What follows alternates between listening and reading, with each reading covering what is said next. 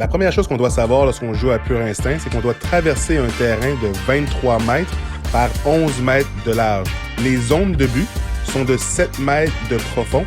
On doit toujours se déplacer en 3 contre 2.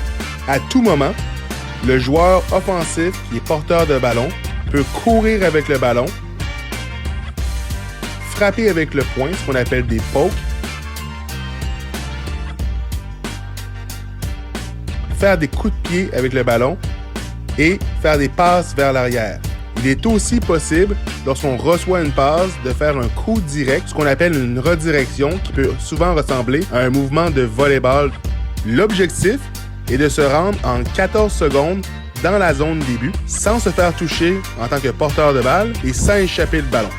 Dès que le porteur de balle entre dans l'aire de jeu, les passes vers l'avant sont interdites et nous devons faire des passes vers l'arrière, courir avec le ballon, faire des pokes, des bottées ou des redirections. En défensive, pour faire un retrait, nous devons toucher le porteur de balle, forcer la balle à toucher le sol, forcer des passes interdites, intercepter un ballon ou forcer l'adversaire à sortir du jeu.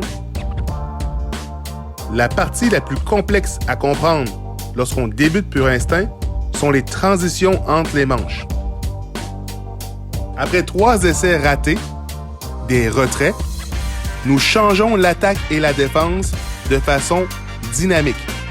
Les joueurs qui sont sur le terrain lors de la dernière possession doivent se rendre immédiatement soit dans la zone défensive ou soit dans la zone offensive. Les joueurs qui sont en attente doivent contourner le cône de transition afin de se rendre le plus rapidement possible dans la zone offensive et la zone défensive. Les joueurs offensifs peuvent prendre le ballon et partir pour tenter de marquer, même si l'équipe défensive n'est pas sur le terrain. Pour marquer des points, on peut courir avec le ballon et faire traverser le ballon à 100% dans la zone des buts. On peut recevoir une très longue passe de 23 mètres dans la zone des buts. On peut recevoir un botté dans la zone des buts en autant que lors du botté, nous soyons à l'extérieur de la zone des buts. Et en tout moment, nous pouvons recevoir une redirection dans la zone des buts. En offensive, à aucun moment, il n'est permis de faire des pokes attrapés dans la zone des buts. Il est aussi possible de faire des points en défensive.